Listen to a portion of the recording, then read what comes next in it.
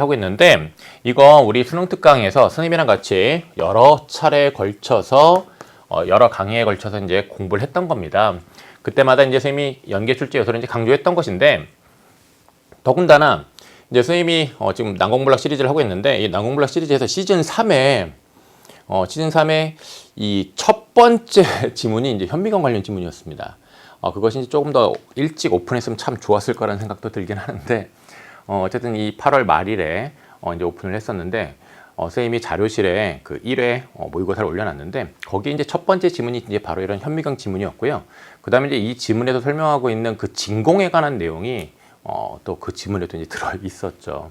그래서 우리 학생들이 이제 좀 더 일찍 그런 현미경에 관한 그런 내용들 좀 접해봤으면 아무래도 조금 더 친숙해지지 않았을까라는 그런 생각도 들긴 했어요.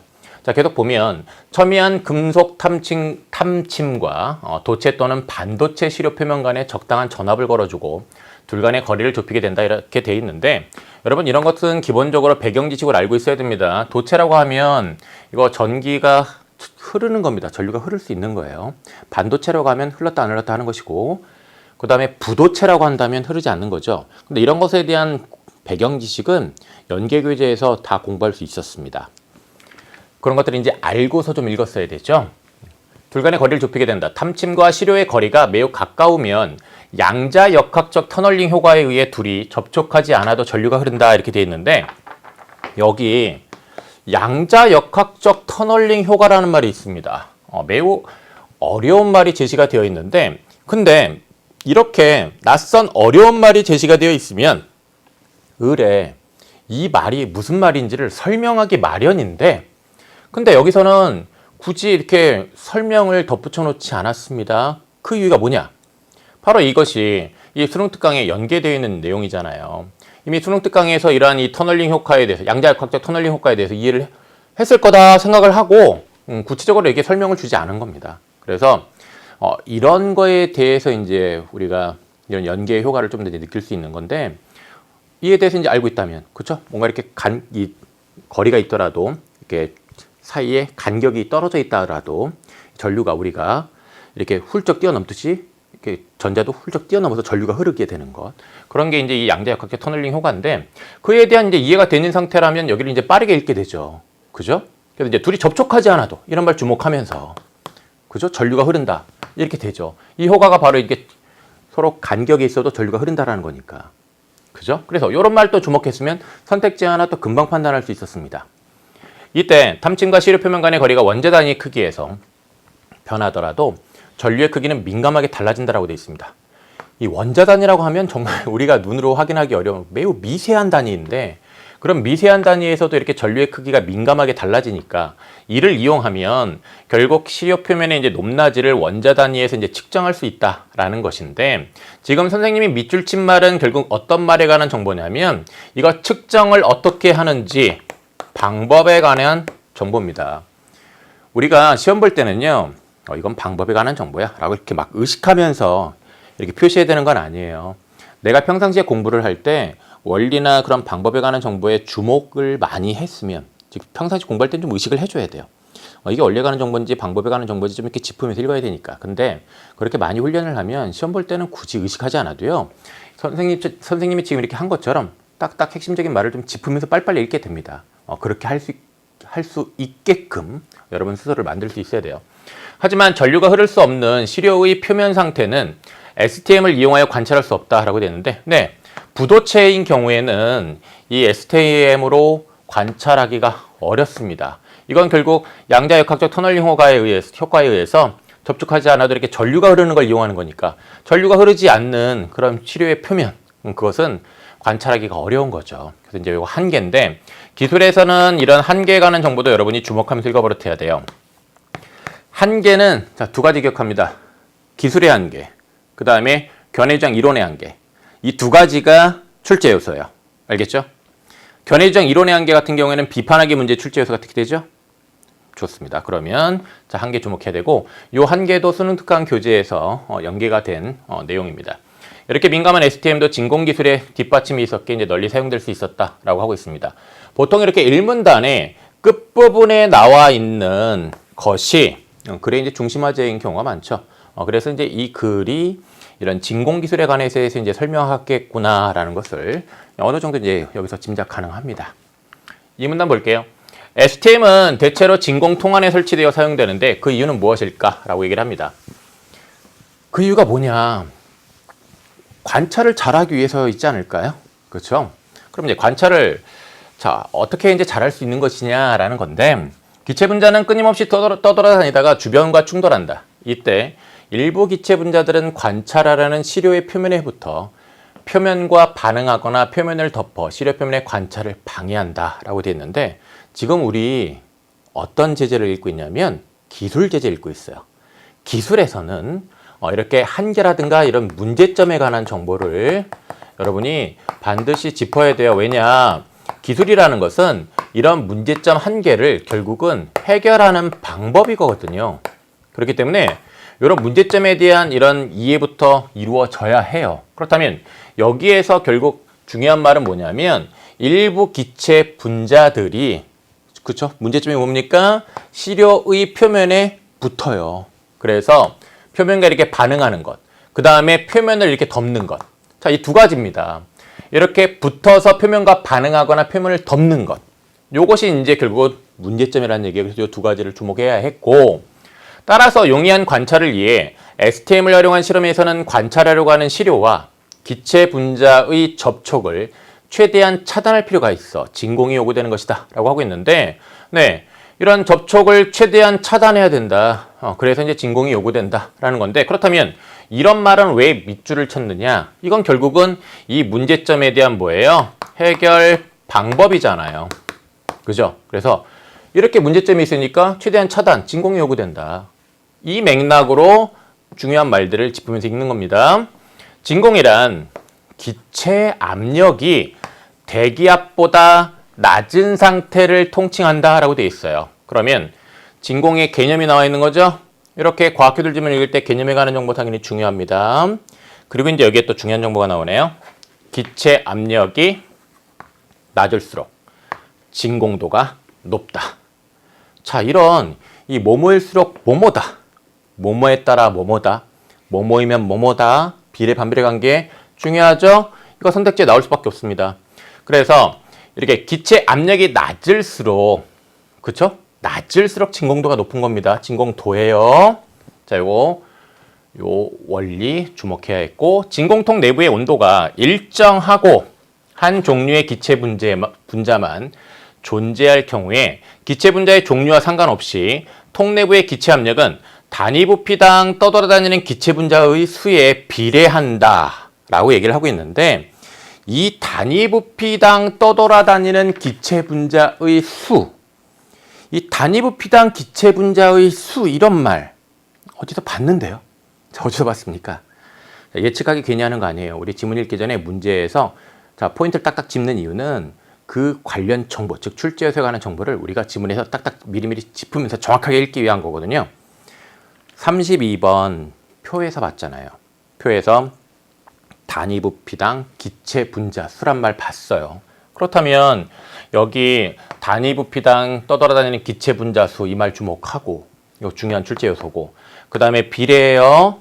그러면 이제 원리에 관한 정보란 말이에요. 그럼 이제 이것이 무엇과 비례를 하냐라는 건데, 통 내부의 기체 압력이죠. 그러면 이 기체 압력과 이 떠돌아다니는 기체 분자의 수, 이것이 이제 비례한다. 자, 이 정보 반드시 여러분이 주목해야 했던 것입니다. 그죠? 네. 그리고 따라서 기체 분자들은 진공통에서 뽑아내거나, 네, 뽑아내야죠. 왜냐? 기체 분자 수에 비례하니까. 기체의 압력을 낮춰야 하니까. 기체의 압력을 낮추려면 당연히 기체 분자의 수를 적게 해야 되니까 뽑아내야죠. 그리고 여기 지금 떠돌아다니라고 되어 있습니다. 떠돌아다니는 기체 분자예요. 그냥 기체 분자가 아니라. 그렇다면 이 떠돌아다니는 걸 어떻게 해야 되겠습니까? 떠돌아다니는 거를 못 떠돌아다니게, 움직이지 못하게 고정하면 또 낮출 수 있다는 거죠. 그러면 자, 이 정보는 또 역시 이런 방법에 관한 정보이니까 우리가 또 이제 주목을 해야 했습니다. 그래서 이렇게 내부에 이제 기체 압력을 낮출 수 있다라는 거죠. 네, 그러면 우리 이제 여기 이 단락 이해를 했는데, 지금 선생님이 이 문단에서 여러분이 어떤 정보를 주목하면서 읽어야 되는지를 짚어줬습니다. 내가 이런 정보를 잘 주목하면서 좀 빠르게 정확하게 잘 이해를 했는지를 여러분이 점검해야 돼요. 그리고 이제 자신에게 이제 부족한 점이 있다면 선생님이 가르쳐준 방법대로 이래서 이런 말 주목하고 하면서 이렇게 읽어야 되는구나. 다시 되새기세요. 그러면 그 자체가 여러분의 이제 독해 실력을 길러줍니다. 다음 볼게요. STM을 활용하는 실험에서 어느 정도의 진공도가 요구되는지를 이해하기 위해서 단분자층 형성 시간의 개념을 이해할 필요가 있다고 하고 있어요. 단분자층 형성 시간도 역시 출제 요소로 우리가 지문 읽기 전부터 주목했던 거 아니에요? 그죠?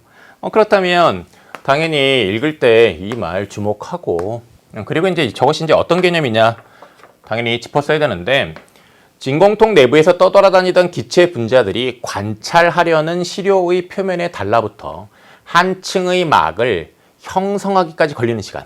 자, 여기 보세요.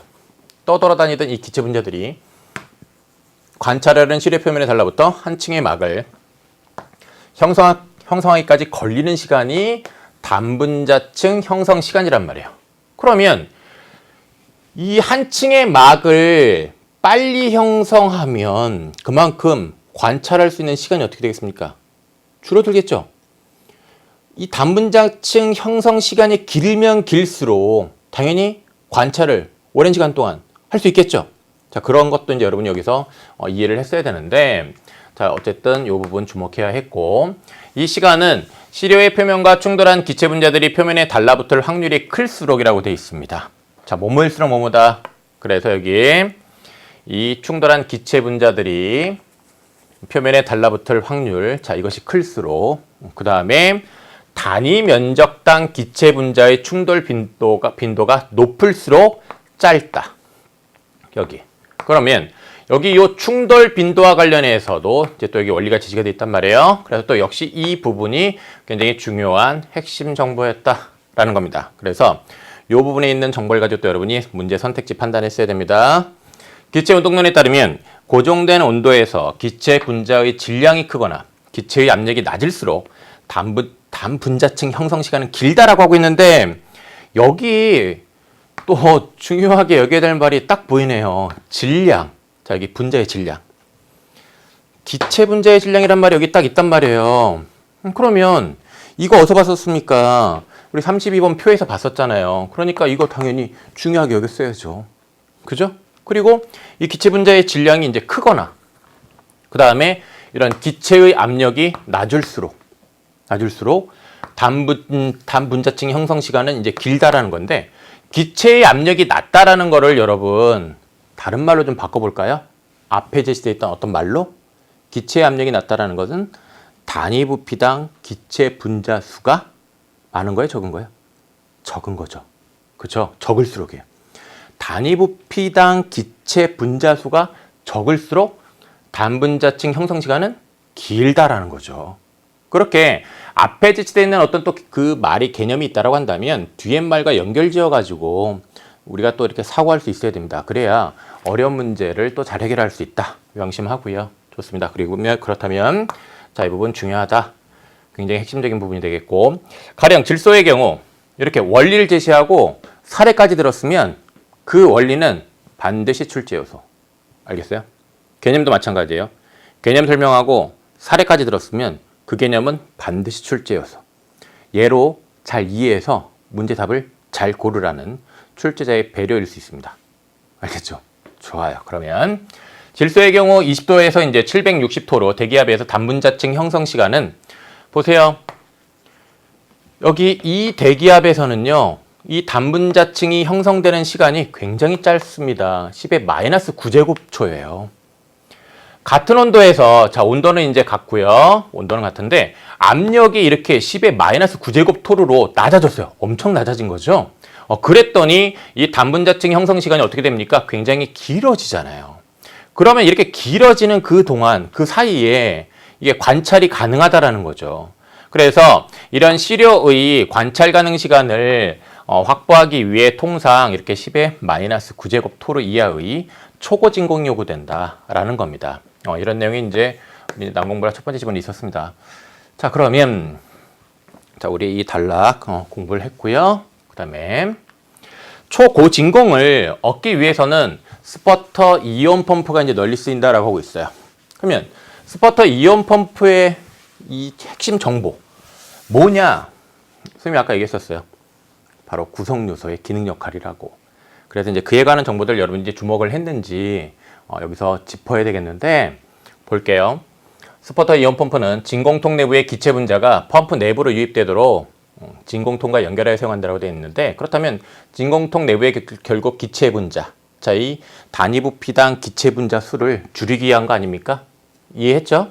스퍼터 이온 펌프는 자, 이거 장치, 영구자석, 그 다음에 금속 재질의 속이 뚫린 원통 모양의 양극, 그 다음에 요 타이타늄으로 만든, 그 다음에 판 형태의 음극으로 구성되어 있다.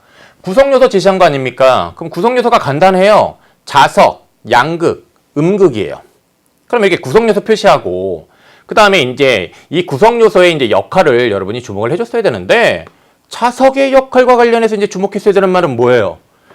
자석은 당연히 자기장을 생기게 만들죠. 그렇죠?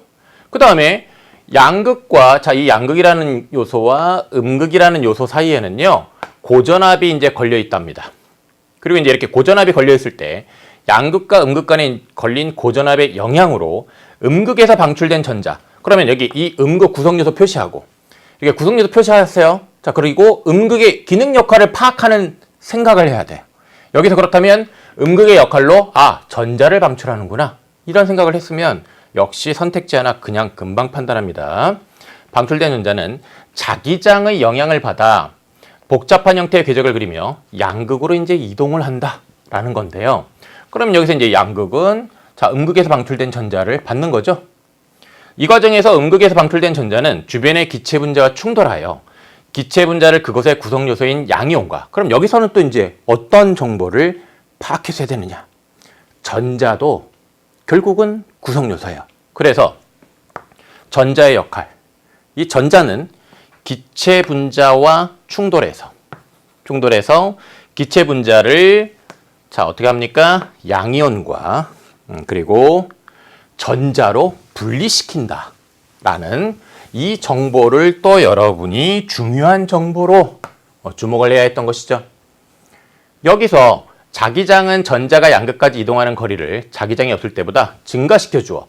그럼 또 여기 어떤 정보가 제시가 되어 있냐면 자기장의 역할이 제시가 되어 있는 겁니다. 자기장의 역할이 뭐냐? 결국은 전자가 양극까지 이동하는 거리를 증가시켜 준다는 것인데, 그러면 거리가 증가하는 만큼 그만큼 이렇게 중간에 가면서 어때요? 기체 분자와 많이 만나지 않을까요? 거리가 멀어진 만큼, 거리가 짧으면 그만큼 빨리 갈 텐데 거리가 멀어졌으니까 그만큼 이렇게 가면서 기체 분자랑 많이 만날 거란 말이에요. 그러니까 이 전자와 기체 분자와의 충돌 빈도를 어떻게 한다? 높여준다. 이렇게 이해할 수 있죠. 그래서 자기장의 역할과 관련해서 이 부분을 내가 주목하면서 읽었느냐? 자, 그거를 체크를 해야 되죠.